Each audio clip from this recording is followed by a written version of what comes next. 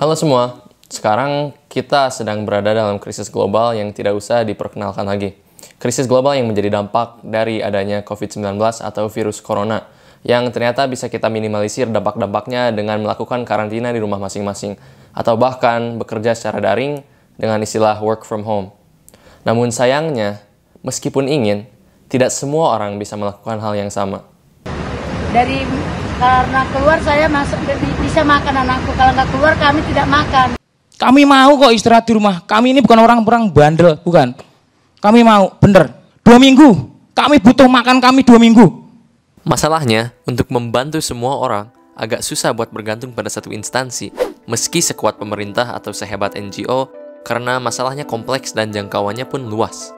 Jadi buat memastikan bisa membantu semua orang, ya kita harus bergantung sama semua orang. Kemungkinan besar kita kenal atau sebatas tahu seseorang atau keluarganya yang terkena dampak ekonomi dari krisis COVID-19. Mungkin teman kita sendiri, keluarga jauh, tetangga, ojek online, ojek pangkalan, mungkin pedagang jalanan. Orang-orang yang berada di sekitar kita, dalam jangkauan kita, yang terpaksa setiap harinya harus keluar rumah untuk memastikan bahwa keluarganya bisa makan. Dan mungkin orang-orang tersebut bisa kita bantu. Berikut yang harus kita lakukan bersama-sama untuk menjadi bagian dari solusi krisis COVID-19 di Indonesia. Pertama, bantu satu. Cari seseorang yang berada di networkmu atau di sekitarmu yang akan Anda bantu.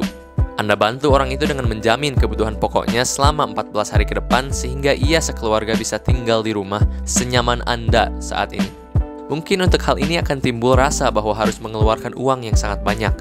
Namun harus diingat bahwa para tenaga kesehatan rela mempertaruhkan nyawanya di garis depan. Minimal, dengan apa yang kita punya, kita bisa meringankan beban mereka dengan mencegah bertambahnya orang yang sakit. Jika ada 100 orang yang melakukan hal ini, maka akan ada 100 keluarga yang akan diam di rumah dan mencegah dirinya atau orang lain tertular. Nah, untuk memperjelas, alurnya kira-kira begini. Karena ada COVID-19, kebanyakan orang karantina atau work from home. Tetapi ada juga orang-orang yang nggak bisa mencari nafkah dengan work from home dan terpaksa keluar untuk mencari pendapatan sehari-harinya. Tapi dengan keadaan banyak orang di karantina, si orang-orang yang terpaksa keluar ini, yang tergantung sama adanya orang buat datang ke tokonya, beli dagangannya, pakai jasanya, atau lain-lain, malah jadi lebih susah. Hasilnya, mereka tetap keluar dan tidak membantu menurunkan laju penyebaran virus. Dan meskipun begitu, kerja mereka tidak bisa seoptimal dulu. Dengan solusi bantu satu yang tadi saya sebutkan, kita bisa berkontribusi dalam meminimalisir orang-orang yang kesulitan ini, sehingga juga meminimalisir dampak-dampaknya. Tapi agar solusi ini benar-benar terasa, orang-orang yang melakukannya harus sangat banyak. Sebab, orang yang tertular virus corona dan efek samping ekonominya terus meningkat secara eksponensial. Bahkan, dalam sebuah model dari Agus Hasan, seorang asisten profesor di University of Southern Denmark, jika kita mengeluarkan usaha yang minimal atau minimum effort, maka prediksinya adalah bahwa jumlah kematian yang disebabkan oleh virus corona di Indonesia saja bisa mencapai 1-6 juta orang.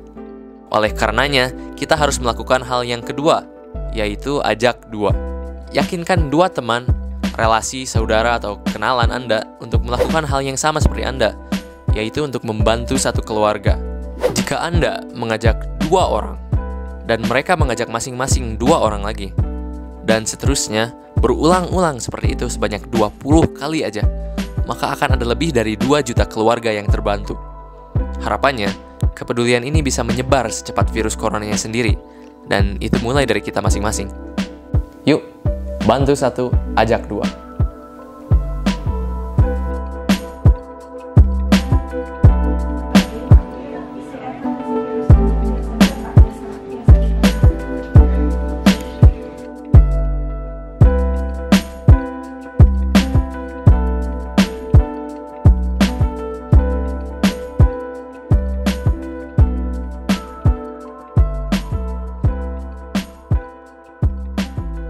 Nah ini ikhtiar Abi begini, ikhtiar Bibi nanti nak. Atuh kali ditampi ibu juga kalau mudah-mudahan atas ieu sing manfaat sing barokah sama Abi. Atuh ibu nu masih kanana oge sing sehat di dieu, sing dijaga sing disebutkeun tinu penyakit etatnya ya anu ayeuna menuju krisis kieu. Mudah-mudahan atuh sing sararehat lah sadayana utami namanya. Pak Abi ditampi mudah-mudahan sing tamih barokah sing kagentasan langkung kieu nya. abdi tampimu abdi teu tiasa naon. Ieu mah bantos ka ibu pangintennya dina waktu ieu.